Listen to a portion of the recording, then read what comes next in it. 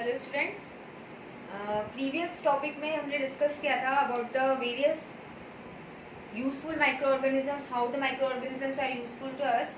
And there was one question, एक question भी आया मेरे पास कुछ स्टूडेंट्स की तरफ से कि ma'am how we make the curd and how we make the bread, कैसे प्रिपेयर किया जाता है, कहीं आपने स्किप तो नहीं कर दिया। सो बेटा डोंट वरी, कोई भी टॉपिक आपका स्किप नहीं होगा। I explain you each and every topic. अगर कुछ रह भी जाता है तो so at the end of this chapter I explain you, so don't worry about that. You just concentrate on only on the topics whatever I am explaining you in my videos. Okay, some theoretical part अगर कुछ रह भी जाता है so I'll send you some images for that, so don't worry. So come to the topic. Okay, I'll explain you. Friendly organisms की अगर हम बात कर रहे थे, how the micro organisms are useful to us, तो for the making curd. Okay, very good की question किया। सो कर्ड का फॉर्मेशन कैसा होता है हमने पढ़ा। मैंने आप लोगों को इनिशियल स्टार्टिंग में मेरे वीडियो में बताया था कि there is an bacteria which is called the lactobacillus. एक बैक्टीरिया होता है, बैक्टीरियाज अलग अलग शेप के होते हैं, बट अगर हम पर्टिकुलरली कर्ड की बात करते हैं तो कौन सा बैक्टीरिया प्रेजेंट होता है उसमें, लैक्टोबैसिलस। ओके, सो कर्ड का फॉर्मेशन कैसे होता है। कर्ड की अगर हमको बनाना है तो उसके लिए हमको ल्यूक वार्म, हमको first of all we have to warm the milk warm होना चाहिए। वार्म, हमने दूध गर्म कर दिया, उस वार्म मिल्क में हमको क्या करना होता है, उसको सम टाइम, ऐसा नहीं एकदम उबलता हो, नो, ल्यूक वार्म चलेगा, थोड़ा हल्का गुनगुना जो मिल्क होता है उसमें हमको क्या करना होता है, प्री मेड प्रिपेयर्ड कर्ड जो है, मीन्स उसका थोड़ा सा सॉल्यूशन लेके, मीन्स थोड़ा सा, मीन्स 1 स्पून अगर हम बात कर सकते हैं तो 1 spoon of that curd, premade prepared curd we have to add in that lukewarm milk. उस वार्म मिल्क में हमको किसको ऐड करना है, प्री मेड कर्ड को। सो अब क्या होगा, हाउ द लैक्टोबैसिलस किस तरीके से एक्ट करेगा। सी, इन मिल्क, अगर हम मिल्क की बात करते हैं तो मिल्क में शुगर प्रेजेंट होती है। Which sugar is present, this is one of the MCQ question for you. Which sugar is present in milk, your answer is lactose. Milk में कौन सी शुगर प्रेजेंट होती है बेटा, lactose sugar. Which sugar is present, lactose sugar. Okay, so हमारे bacteria का function क्या होगा, यहाँ पे जो कर्ड में ऑलरेडी प्रेजेंट होता है बैक्टीरिया जिसका की नेम है लैक्टोबैसिलस। ये लैक्टोबैसिलस क्या करेगा, उस लैक्टोज शुगर पे एक्ट करेगा। लैक्टोज जो कि एक शुगर है, और इसको कन्वर्ट कर देगा किसमें, एसिड में। मीन्स हमारा लैक्टोज बैसिलस क्या करेगा, लैक्टोज को कन्वर्ट कर देगा किसमें, लैक्टिक एसिड में। ओके, सो फाइनली जो हमारा मिल्क का जो शुगर है, लैक्टोज शुगर किसमें कन्वर्ट हो गया, लैक्टिक एसिड में। मीन्स हमारे जो मिल्क की क्या होगी, मिल्क कर्डलिंग होगी। मिल्क किसमें कन्वर्ट हो जाएगा, कर्ड में कन्वर्ट हो जाएगा। ओके, जो हमारा प्रोटीन है वो कन्वर्ट हो चुका है। जो लैक्टोज है, अगर हम बात करते हैं, जो हमारा लैक्टोज जो कि एक्ट कर रहा है एज ए शुगर, जो शुगर होती है, जो हमारी मिल्क में प्रेजेंट शुगर है, वो एसिड में कन्वर्ट हो चुकी है।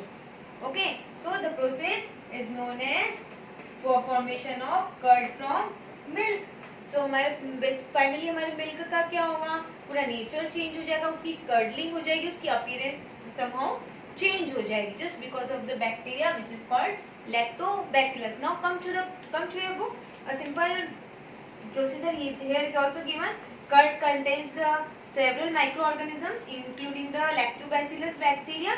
So हमको यहाँ पे भी दे रखा है, little of premade curd को हमको क्या करना है, वार्म मिल्क में ऐड करना होता है। और मिल्क में किसकी प्रेजेंस होती है, लैक्टोज शुगर। सी, लैक्टोज गिवन है यहाँ पर।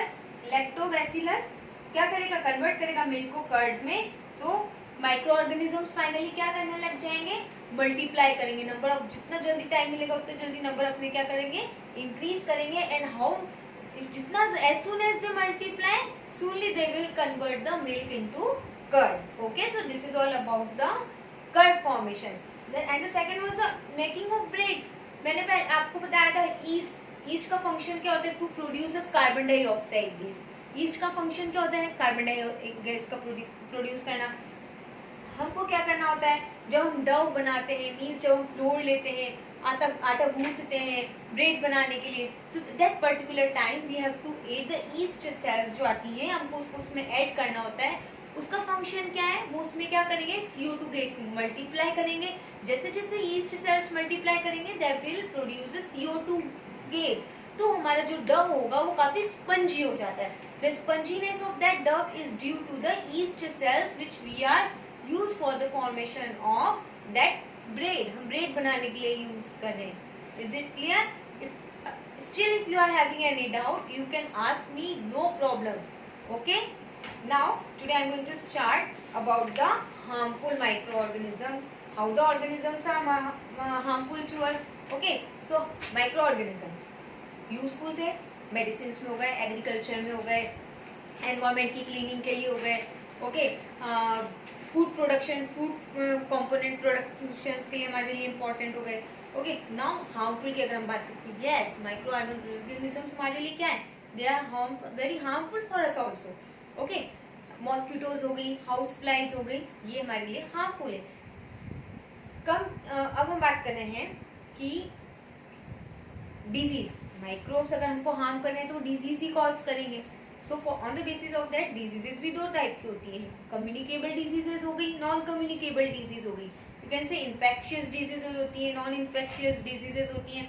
कम्युनिकेबल, किसी को छूने से, किसी के साथ बैठने से, कोई खांस रहा है, कोई छींक रहा है, ओके, अगर उनके कांटेक्ट में आते हैं तो वो क्या होगी, it will transmit from one person to the next uninfected person. So that type of diseases are called communicable disease.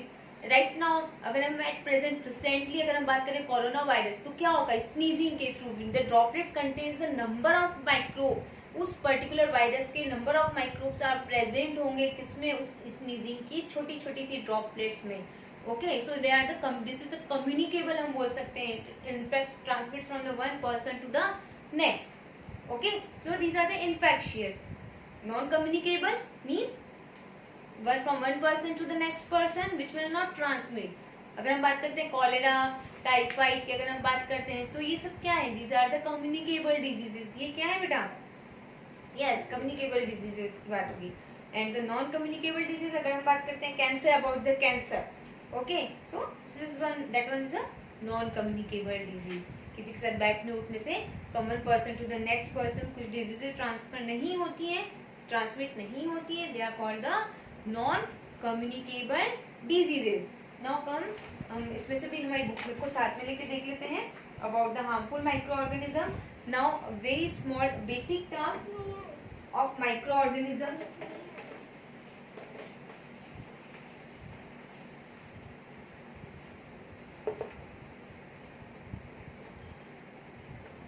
Microbes which causes disease are called pathogens. क्या कहलाते हैं, pathogens. Very important point, what do you mean by term pathogen, disease causing agents are called pathogen, या infection causing agents are called pathogens बोले जाते हैं। Okay, now those micro organisms which causes disease called pathogens. Micro organism causing disease such as causes TB की हम बात होगी, diphtheria, whooping cough, cholera, typhoid, number of examples are given. Okay, disease causing microorganisms in humans में बात कर रहे हैं तो on the basis of humans again the number of various types of pathogens में क्या क्या हो सकते हैं, जितने भी group of microorganisms जो हमने previously study किए थे, बैक्टीरियाज हो गए, वायरसेस हो गए, फंजाई हो गए, एनिमल्स हो गए, प्लांट्स हो गए, यस वो they itself can be a type of pathogen हो सकते हैं। फॉर एग्जांपल यहाँ पे गिवन है such as bacteria, viruses, protozoas and the fungi. these are the maybe this may be the infectious agent for some kind of diseases. Now a person who has a disease causing microorganism in his body is said to be an infected person. So infected person क्या होगा, जिसके अंदर disease causing agent है, अगर वो किसी के contact में आ रहा है और अगेन नेक्स्ट सामने वाले को भी वो डिजीज हो रही, मींस दैट डिजीज इज कौन से टाइप की डिजीज है, that is a communicable disease. Okay, अगर नहीं होती means that is a non communicable disease. So all of you know these are the basics, तो आप इसके बारे में जानते हैं। Some examples of the communicable diseases are given here. Yes, tuberculosis हो गया, डिप्थीरिया हो गया, ओके, कॉमन कोल्ड हो गया, chickenpox, tuberculosis, AIDS, malaria, cholera. Yes, AIDS also come in the, अगर हम बात करते हैं एड्स भी कम्युनिकेबल में आता है, but how, it is a type of sexually transmitted disease. AIDS अगर हम किसी इन्फेक्टेड पर्सन की सीरीज को अगर दूसरे पर्सन में अगर इंजेक्ट कर देते हैं तो it can be transfer from one person, but it is a type of sexually transmitted disease. तो हम इसको किसमें इस एग्जाम्पल के तौर पर लेते हैं, in communicable diseases. Now the communicable diseases can occur and spread in the various ways. अब क्या क्या होंगे? Yes, the common points are via the food, infected food, open areas में food है, आप जा रहे हैं पानी पूरी खा रहे हैं, तो so this is also the one of the reason. Okay, so infected areas होंगे, stagnant water bodies है, तो reasons क्या हैं? The communicable disease can occur and spread. Okay, so by breathing of air containing microorganisms, if someone is sneezing near to us and we are also standing nearby to him, so what will happen? We can also be suffer from the same disease. Okay, next, by taking the infected food and water through the insect bites की बात हो गई। Okay, insect bites के through भी transfer होता है, one person blood to the next person transfer होता है। by sharing of infected needles, जैसे मैंने अभी बताया, syringes अगर one person को use करके next में transfer inject करवा दिया तो it will definitely cause a disease in that person also. By physical contact with an infected person, so never use the clothes of any person, किसी भी person का clothes, person particularly the, अगर हम बात करते हैं personal clothes होते हैं, अगर हम बात करें towels, never share your towels with anybody. कभी भी हमको अपने टॉवल्स हो गए, अपनी बॉडी के जो डेली यूज में हम काम में लेते हैं, किसी के साथ कभी भी शेयर नहीं करना चाहिए। This is also the one cause of communicable disease. Okay, now the prevention of the communicable diseases की अगर बात करते हैं तो common points are always cover the food stuffs. Food stuffs को क्या करके रखना चाहिए? कवर करके रखना चाहिए। स्टेगनेंट वाटर बॉडीज नहीं रहने देनी चाहिए nearby to our houses. If there are the stagnant water bodies है, it leads to the stagnant water bodies are always breeding site for the various microorganism. Breeding sites होती हैं, they are the breeding sites, means वहां वो क्या कर सकते हैं? Breed कर सकते हैं। They can sexually contact and produces the number of their offsprings and cause the multiple types of diseases. Okay, चलिए कुछ हम इसमें से देख लेते हैं। A person suffering from common cold should always, okay, common points. Okay, किसी को someone is suffering from the common cold, sneezing हो रही है, कफिंग हो रही है, तो ऑलवेज ही should have to use yes handkerchiefs. Okay, we should keep our food covered, already I told you.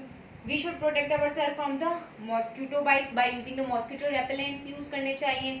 Okay, mosquito repellents बात करते हैं, क्या यूज करते हैं हम घर पे? मॉस्किटो कॉइल्स हो गई। ओके, मॉस्किटो कॉइल्स हो गई, या फिर हम बोल सकते हैं रेपेलेंट्स हो गए, स्टिक्स आती हैं मॉस्किटो रेपेलेंट्स की, तो we can protect ourselves from the bites of mosquito. Mosquito nets use कर सकते हैं। We should make sure that only the disposable syringe, never use the used syringe को कभी यूज नहीं करना चाहिए। Next, use our own towels, own showers and the utensils. Some of the disease can be prevented by the vaccination also. Okay, always take the proper vaccinations according to the age and according to your prescribed by the doctor. Okay, thank you. So in my next video I'll explain you about the carriers of the disease causing microorganisms. Disease causing microorganisms के carriers क्या क्या होते हैं? Carriers and the carrier.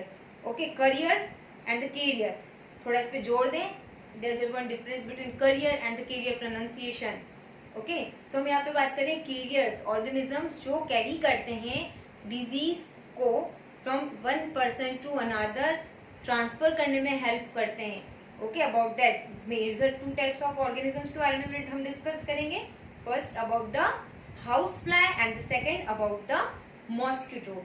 So meet you soon. Okay, bye.